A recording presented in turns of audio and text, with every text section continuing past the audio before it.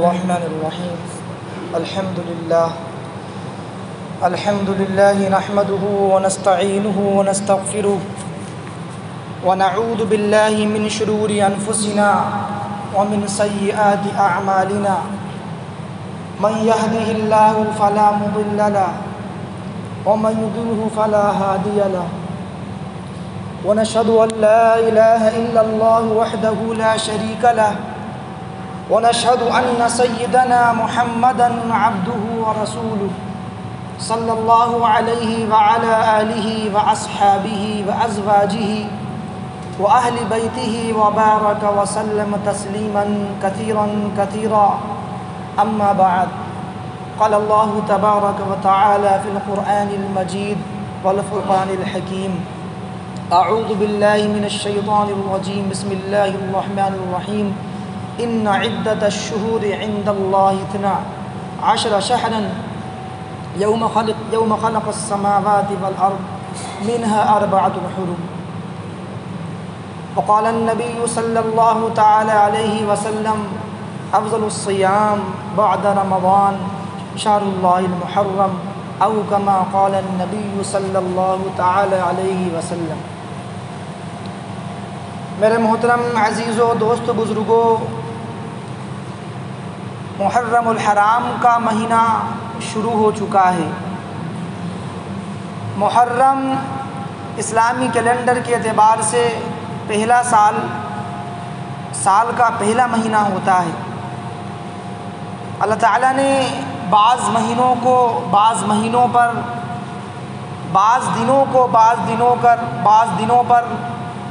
اور بعض اوقات کو بعض اوقات پر فضیلت دی ہے اور برتری دی. انہی مہینوں میں یہ مہینہ بھی ہے. محرم الحرام کے ساتھ بہت سی نسبتیں جڑی ہوئی ہیں. یہ مہینہ بڑی قربانیوں والا مہینہ ہے. یہ مہینہ عبادت کا مہینہ ہے. اس مہینے کے اندر کئی شہادتیں ہوئیں اور اس مہینے کے اندر کئی تاریخی واقعات بھی ہوئے. خود اللہ تعالیٰ اس مہینے کی اہمیت بیان کرتے ہوئے قرآن میں فرماتا ہے: ان عدت الشہور عند اللہ 12 شہرا. اللہ نے فرمایا کہ اللہ کے نزدیک مہینوں کی تعداد 12 ہے. 12 شہرا، اللہ کے نزدیک مہینوں کی تعداد 12 ہے جب سے اللہ تعالیٰ نے یوم خلق السماوات والارض زمین اور آسمان کو پیدا کیا. تاریخی اعتبار سے بھی ہم دیکھیں، شمسی اعتبار سے بھی ہم دیکھیں اور قمری اعتبار سے بھی دیکھیں تو دونوں میں 12 مہینے ہوتے ہیں. شمسی اعتبار سے دیکھیں تو جنوری فروری سے لے کر آخری مہینہ ہوتا ہے دسمبر کا. ایسے ہی میں عزیز و دوستو قمری اعتبار سے اگر دیکھیں تو محرم الحرام کا مہینہ پہلا ہوتا ہے اور ذی الحج و ذی القعدہ کا مہینہ وہ آخری مہینہ ہوتا ہے. 12 مہینے شمسی اعتبار سے بھی ہوتے ہیں اور 12 مہینے قمری اعتبار سے بھی ہوتے ہیں. تو اللہ فرما رہا ہے کہ اللہ کے نزدیک جب سے اللہ نے زمین اور آسمان کو پیدا کیا ہے مہینوں کی تعداد وہ 12، منہا اربعۃ اشہر، اور فرمایا کہ ان میں سے 4 مہینے اشہر الحرم ہیں، یعنی احترام والے مہینے ہیں، اور 4 مہینے بڑی عظمت والے ہیں. وہ 4 مہینے کون کون سے ہیں؟ اس کی تشریح اللہ کے نبی نے فرمائی کہ وہ 4 مہینے ایک ذی الحجہ ہے، ایک ذی القعدہ ہے، ایک محرم الحرام ہے، اور فرمایا ایک مہینہ یہ رجب کا ہے. یہ 4 مہینے اللہ کے نزدیک بڑے احترام والے ہیں، بڑے اکرام والے ہیں. اور ان 4 مہینوں کی عظمت قریش مکہ بھی کرتے تھے، کفار مکہ بھی کرتے تھے، اور حضرت ابراہیم علیہ السلام کے زمانے سے ان مہینوں کا احترام اور ان کی حرمت وہ چلی آ رہی ہے. چنانچہ قریش مکہ نے بھی ان کا احترام ملحوظ رکھا، اور ان کا یہ طریقہ تھا کہ عرب کے اندر ان 4 مہینوں کے اندر کوئی جھگڑا کوئی جھگڑا، کوئی فساد، کوئی قتال نہیں کیا جاتا تھا۔ ان کی احترام کی وجہ سے، ان کی عزت کی وجہ سے اللہ کے نبی نے بھی ان مہینوں کی احترام کو باقی رکھا۔ اللہ کے نبی کا یہ معمول تھا کہ جو چیزیں گزشتہ امتوں سے اور خاص طور سے ملت ابراہیمی سے میل کھاتی تھیں، اللہ نبی اسلام ان کو منسوخ نہیں فرمایا کرتے تھے۔ چنانچہ روایت میں آتا ہے کہ قریش مکہ کا ایک معمول یہ تھا کہ وہ اس مہینے کی 10ویں تاریخ کو عاشورہ کے دن وہ مکہ کا غلاف تبدیل کیا کرتے تھے،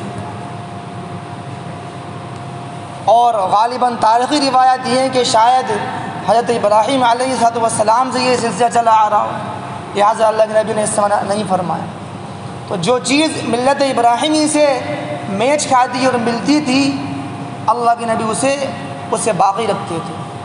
بہرحال اللہ نے فرمایا کہ یہ جو 4 مہینے یہ احترام والے ہیں، اور ان مہینوں کا احترام اور ان کی حرمت کا مطلب یہ ہے کہ ان مہینوں کے اندر اللہ کی اطاعت میں اور اللہ کے احکامات کی بجاوری میں آدمی بہت کوشش کرے اور گناہوں سے، معصیت سے اپنے آپ کو بچائے، اس لیے کہ جتنا اس مہینوں کا احترام ہے، ایسے ہی میں عزیزو دوستو ان مہینوں میں اگر کوئی گناہ کرتا ہے، اللہ کی نافرمانی کرتا ہے، تو اتنا ہی اس مہینے اور ان 4 مہینوں میں گناہ کرنے کا بھی جو وبال ہے وہ بڑھ جاتا ہے۔ لہذا اللہ کے نبی نے فرمایا کہ آدمی، اس لیے کہ مقامات اور مہینوں کا بھی فرق پڑتا ہے، اللہ کے نبی نے فرمایا کہ آدمی حرم کے اندر کوئی نیکی کرے اس کو کئی گنا ثواب ملتا ہے، اور اگر حرم کے اندر کوئی آدمی گناہ کرے تو اس کو گناہ بھی ڈبل ملتا ہے، 2 گنا ملتا ہے۔ اسی میں عزیزو دوستو اس مہینے میں خاص طور سے جو مہینہ یہ چل رہا ہے محرم و حرام کا مہینہ، اس مہینے کے اندر خاص طور سے اپنے آپ کو عبادات میں، اللہ کی اطاعت میں، فرائض، واجبات، سنتوں کے اہتمام میں لگانے کی ضرورت ہے۔ اس مہینے کی ایک اہم ترین عبادت وہ روزہ ہے۔ چنانچہ روایت میں فرمایا اللہ کے نبی نے افضل الصیام بعد رمضان شہر اللہ المحرم وافضل الصلاۃ بعد الفریضہ قیام اللیل۔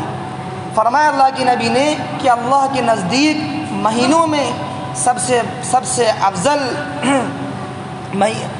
فرمایا کہ افضل الصیام کہ سب سے افضل ترین روزے بعد رمضان کے بعد شہر اللہ المحرم، اللہ کے مہینے، محرم کے مہینے، یعنی محرم کے مہینے کو اللہ کے نبی نے فرمایا کہ اللہ کا مہینہ ہے، اس کی عظمت، اس کی اہمیت کو بتانے کے لیے اور واضح کرنے کے لیے فرمایا کہ رمضان المبارک کے بعد سب سے افضل ترین روزے محرم الحرام کے روزے۔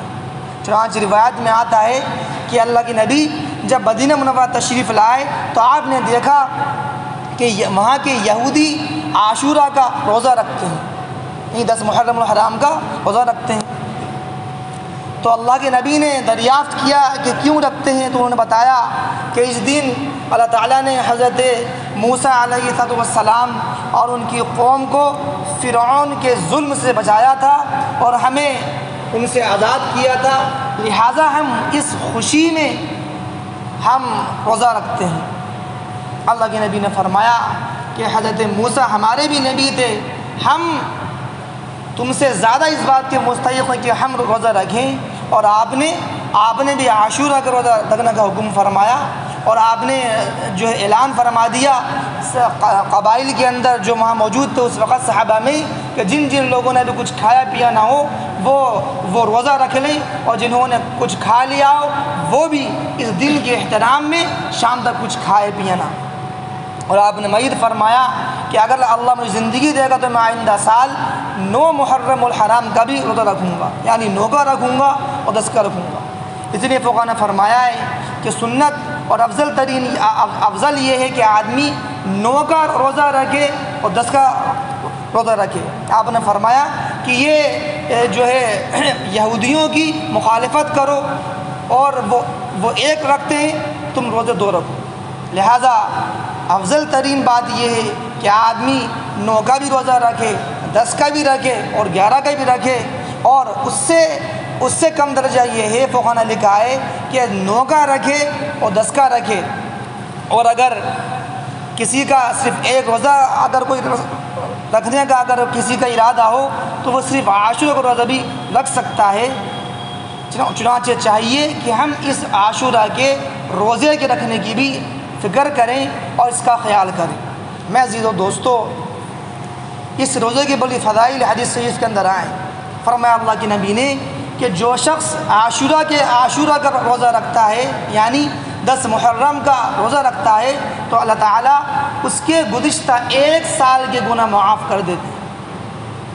اور ایک روایت میں فرمایا کہ گزشتہ 1 سال کے بھی آئندہ گناہ اللہ معاف کر دیتے ہیں۔ لہٰذا اس مہینے کے اندر روزہ رکھنے کی بھی فکر کرنی چاہیے۔ ایسے ہی روایت میں نے فرمایا کہ اس مہینے کے اندر اس دن کے اندر، یعنی عاشورہ کے دن کے اندر اپنے اہل و عیال پر وسعت کرو، ان پر خوب خرچ کرو۔ حدیث کے الفاظ ہیں۔ حضرت حسن بصری فرماتے ہیں کہ میں نے اس کا تجربہ کیا کہ میں نے عاشورہ کے دن اپنے اہل و عیال پر خوب خرچ کیا، خوب انہیں کھلایا، خوب پلایا، اور خوب میں اس کا اہتمام کرتا، تو میں اس کی برکت کو پورے سال محسوس کرتا اور دیکھتا کہ اللہ تعالیٰ مجھے پورے سال جو ہے میرے مال کے اندر اور اللہ تعالیٰ میری اولاد کے اندر مجھے برکت دیتا۔ لہٰذا یہ جو دن ہے، اس دن خوب آدمی کو خرچ کرنا چاہیے اور خوب جو ہے کھلانا چاہیے، خوب پلانا چاہیے۔ ایسے ہی میں عزیزو دوستو، محرم الحرام کی ایک اہم ترین چیز یہ ہے کہ اس مہینے کے اندر بعض لوگ نکاح وغیرہ کی تقریبات کو منحوس سمجھتے ہیں اور نامناسب سمجھتے ہیں، اور غالباً اس کی وجہ یہ ہے کہ اس مہینے کے اندر جو ہے شہادتیں ہوئی ہیں۔ یزید نے امام حسین کو شہید کیا، ان کے رفقا کو شہید کیا تھا، تو ان کے ماتم کے اندر ایک فرقہ اس کو منحوس سمجھتا ہے، نعوذ باللہ من ذالک۔ ان کی دیکھ ہم دیکھی آج ہمارے معاشرے کے اندر بھی یہ چیز پیدا ہو گئی کہ آج ہم محرم الحرام کے اندر تقریبات کرنے کو اور شادیاں کرنے کو اور ایسے ہی دوسری دعوتوں کے اہتمام کو ہم جو ہے وہ منحوس سمجھتے ہیں اور ہم سمجھتے ہیں کہ یہ نامناسب ہے۔ حالانکہ میں دوستو، میں نے عرض کیا کہ ان عدۃ الشہور عند اللہ 12 شہرا، اللہ کے نزدیک مہینوں کی تعداد 12 ہے، اور 12 مہینوں میں کسی مہینے میں بھی نکاح کرنا، شادی کرنا، ولیمہ کرنا، کوئی مہینہ جو ہے منحوس نہیں، سارے مہینے اللہ کے بنائے ہوئے ہیں۔ کسی مہینے کے اندر کوئی قباحت نہیں، کسی مہینے کے اندر کوئی نحوست نہیں۔ لہذا ہمیں چاہیے کہ ہم اس نیت سے اگر جو ہے یعنی کہ محرم الحرام کے اندر اگر تقریبات کریں گے کہ لوگوں میں جو ذہنیت بنی ہوئی ہے اور جو لوگ اس کو غلط سمجھتے ہیں، اور اس رسم کو توڑنے کے لیے محرم الحرام کے اندر جو ہے نکاح کی تقریبات کریں گے، دوسری دعوتیں کریں گے، تو فقہاء نے فرمایا یہ چیز باعث اجر ہے اور یہ چیز موجب ثواب ہو۔ اور روایت میں تو یہاں تک آتا ہے کہ حضرت علی کا نکاح جو ہوا حضرت فاطمہ سے، وہ محرم الحرام ہی کے اندر ہوا تھا۔ لہٰذا تمام مہینے اللہ کے بنائے ہوئے ہیں، تمام دن اللہ کے بنائے ہوئے ہیں۔ بعض دنوں پر فوقیت ہے، فضیلت ہے، ان میں یہ مہینہ محرم الحرام کا بھی ہے۔ ہمیں چاہیے کہ ہم اس مہینے کے اندر اللہ کی خوب اطاعت کریں، نمازیں پڑھیں، روزے رکھیں، روزے رکھنے کا اہتمام کریں۔ میں نے اس سے پہلے بھی عرض کیا تھا کہ اللہ کے نبی کا معمول تھا کہ اللہ کے نبی خاص ایام میں روزے رکھتے تھے، ان میں عاشورہ کا روزہ بھی ہے، ان میں ذی الحجہ کے 10 روزے بھی ہیں۔ ایسے ہی میں عزیزو دوستو، انہی روزوں میں جو اللہ کے نبی رکھا کرتے تھے، جمعرات کا روزہ بھی ہے، منگل کا بھی روزہ بھی ہے، اور ایام 20 کے روزے بھی ہیں، یعنی چاند کی 13، 14، 15 تاریخ کے روزے رکھنا اللہ کے نبی ان کے معمول بنایا۔ لہٰذا ہمیں چاہیے کہ ہم مہینے میں کم سے کم 1 روزہ یا ہفتے میں کم سے کم 1 روزہ رکھنے کی ترتیب بنائیں، یہ چیز ہماری روحانی قوت کو بڑھائے گا، ہماری جسمانی طاقت کو بڑھائے گا، اور یہ چیز اللہ سے قرب کا ذریعہ بنے گا۔ اللہ تعالیٰ مجھے بھی آپ کو بھی اس محرم الحرام کے مہینے کا احترام کرنے کی توفیق عطا فرمائے، خوب نیکیوں کرنے والا بنائے اور گناہوں سے اپنے آپ کو بچانے والا بنائے۔ اللہ تعالیٰ جو کچھ کہا گیا ہے اس پر عمل کرنے کی توفیق عطا فرمائے۔ وآخر دعوانا ان الحمد للہ رب العالمین۔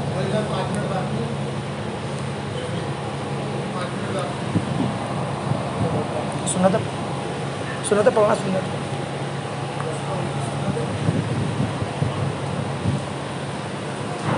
بات لمبی ہو جاتی ہے پھر۔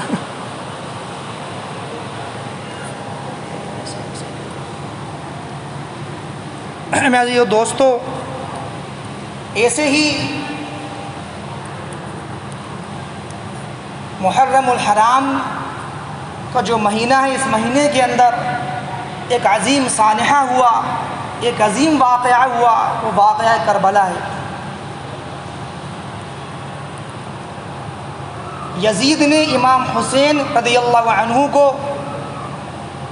کربلا کے اندر شہید کیا، اور ان کے رفقا کو اور ان کی ایک چھوٹی سی جماعت کو جو حق پر تھی، حق پرست تھی اور اعلاء کلمت اللہ کے لیے وہ جد جہد کر رہے تھے اور لڑ رہے تھے، ان کو دھوکے سے ان کو قتل کیا گیا اور ان کو شہید کیا گیا۔ لہٰذا یہ مہینہ جو ہے، یہ مہینہ شہادت کا بھی ہے، یہ مہینہ قربانیوں کا مہینہ بھی ہے۔ اللہ کے نبی نے اس مہینے کے اندر ہجرت کری۔ حضرت عمر فرماتے ہیں کہ جب ہجرت کے بعد صحابہ کو جمع کیا گیا اور ان سے یہ پوچھا کہ یہ بتائیں کہ ہم اسلامی کیلنڈر کس مہینے سے اسلامی کیلنڈر کا آغاز کیا جائے۔ صحابہ نے کسی نے عرض کیا ربیع الاول، کسی نے عرض کیا، کسی نے کوئی مہینہ بتایا۔ حضرت علی نے رائے دی کہ اسلامی مہینے کا آغاز محرم الحرام سے ہونا چاہیے، اس لیے کہ یہ مہینہ وہ مہینہ ہے جس مہینے کے اندر ہجرت ہوئی، اور یہ ہجرت یہ بڑا بابرکت عمل ہے، یہ قربانی والا عمل ہے۔ صحابہ نے بڑی مشقت اور قربانیاں دے کر اپنے وطن عزیز کو چھوڑا اور دین کی سربلندی کے لیے اور اعلاء کلمت اللہ کے لیے صحابہ مدینہ منورہ تشریف لے گئے۔ لہٰذا انہوں نے عرض کیا کہ میری رائے یہ ہے کہ محرم الحرام سے اسلامی کیلنڈر کا آغاز کیا جائے۔